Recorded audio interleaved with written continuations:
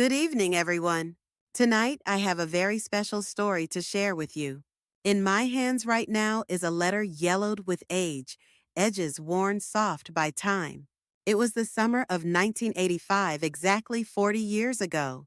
This letter arrived at a small town radio station, sent by a young man with a heartfelt message. And tonight, I want to read it for you.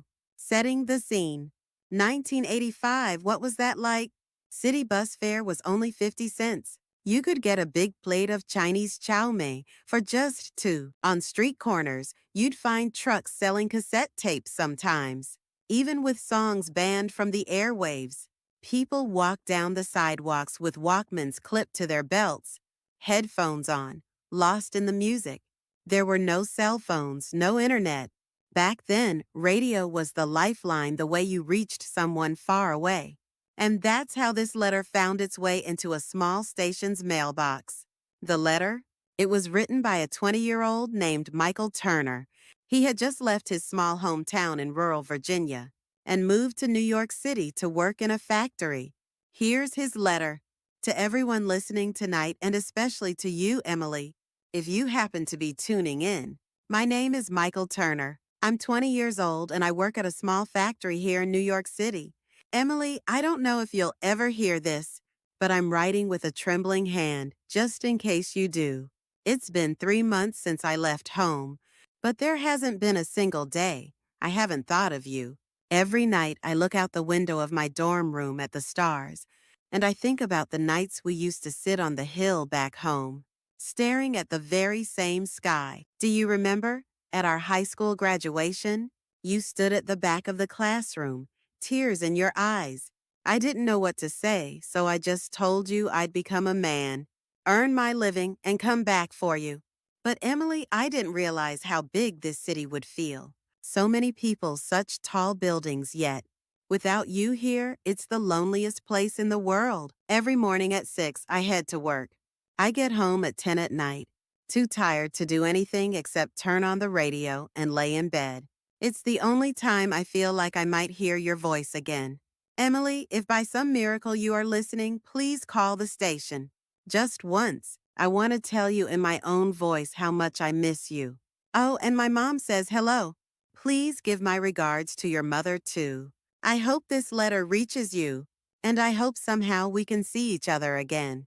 July 20th, 1985. From Michael in New York City. What happened next? The night after this letter was read on air, something incredible happened. The station received a phone call. Is this the station that read Michael's letter yesterday? This is Emily. I'm Emily. But this wasn't a fairy tale ending. Emily had married that very spring, just a few months after Michael left for New York. Encouraged by her parents to settle down. On the phone, she said quietly, "Michael, I'm so sorry. After you left, it was so lonely. I didn't know what else to do. And well, life just went on." They agreed that night it was best never to contact each other again, not because they stopped caring, but because they believed it was the kindest thing to do. 40 years later.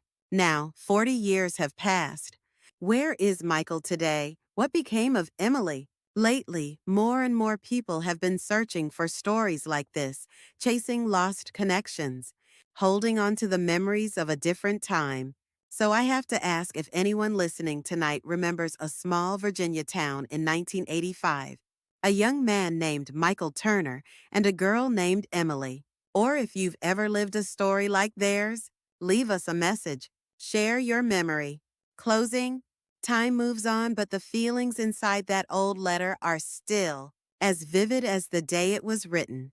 That warm summer night in 1985, when someone sat by their radio, listening for a voice they loved. It still echoes in the heart.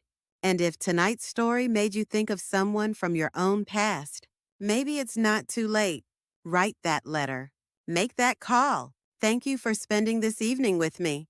Until next time, good night. If you want, I can also rewrite this with authentic 1980s American slang, music references, and cultural details. So it sounds exactly like a U.S. radio broadcast from back then. That would make it even more immersive. Would you like me to do that next?